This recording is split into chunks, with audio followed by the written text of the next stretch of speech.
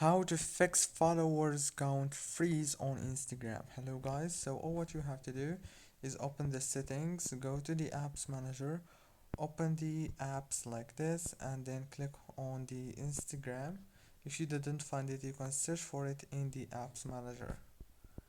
Now after you click on the Instagram like this, you have to click on this option right here as you can see, and then go to the storage.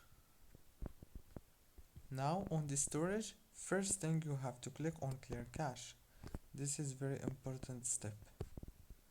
And then click on clear data.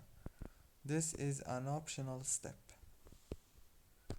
And after that, you have to go back and click on the data usage from here, and then scroll and disable the roaming data and the background data from here.